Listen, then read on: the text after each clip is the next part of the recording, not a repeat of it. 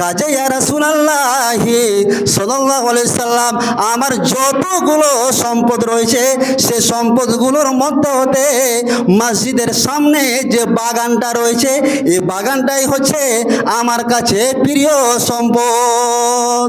অতএব হে আল্লাহর নবী, এই বাগানটা আমার প্রিয় সম্পদটা আমি আল্লাহর রাস্তায় দান করে দিলাম, আল্লাহর রাস্তায় দান করে দিলাম। রব্বুল আলামিন বলছেন, লান তানালুল বিররা, তোমরা অতক্ষণ পর্যন্ত তোমরা নেকি অর্জন করতে পারো না যতক্ষণ পর্যন্ত তোমাদের যতগুলো ধন সম্পদ রয়েছে সেই ধন সম্পদগুলোর মধ্যে হতে তোমার কাছে যেটা সবচেয়ে বেশি প্রিয় সম্পদ সে সম্পদটা যতক্ষণ পর্যন্ত তোমরা আল্লাহ রাস্তায় খরচ না করছো, লান তানালুল বিররা, তোমরা অতক্ষণ পর্যন্ত নেকি অর্জন করতে পারো না। তাহলে আল্লাহ রাব্বুল আলামিন কি বললেন? তোমরা অতক্ষণ পর্যন্ত নেকি অর্জন করতে পারো না যতক্ষণ পর্যন্ত তোমার যে সম্পদ রয়েছে, তোমার যতগুলি ধন সম্পদ রয়েছে সেই ধন সম্পদগুলোর মধ্যে হতে তোমার কাছে যেটা প্রিয় সম্পদ সেই সম্পদটা যতক্ষণ পর্যন্ত তুমি আল্লাহর রাস্তায় ব্যয় না করছো, খরচ না করছো, তুমি নেকি অর্জন করতে পারো না।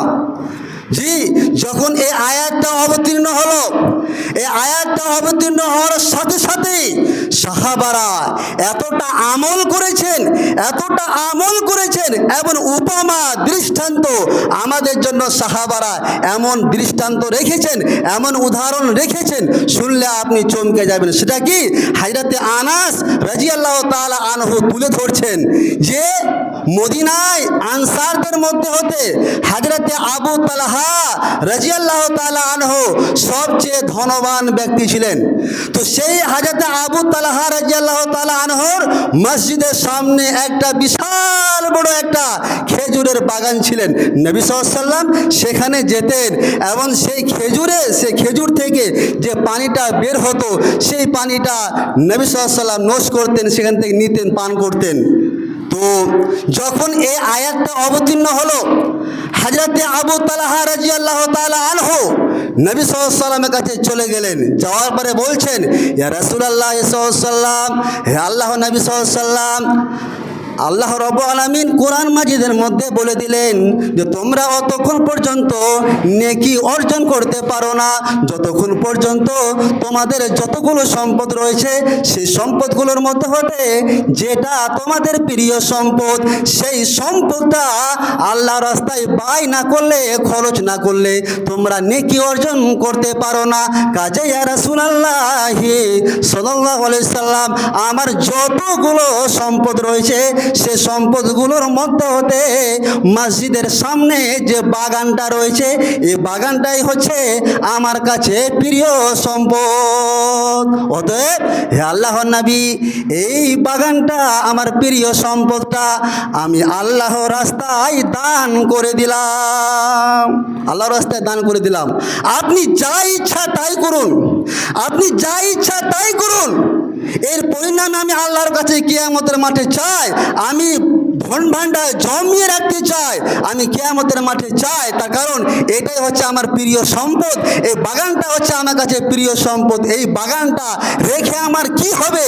যেহেতু আল্লাহ রাব্বুল আলামিন বলে দিলেন যে অতক্ষণ পর্যন্ত তোমরা নেকি অর্জন করতে পারো না যতক্ষণ তোমাদের ধন সম্পদের মধ্যে যেটা প্রিয় সম্পদ সেটা আল্লাহর রাস্তায় ব্যয় না করছো। কাজে এই বাগানটা আমি আল্লাহর রাস্তায় উৎসর্গ করে দিলাম।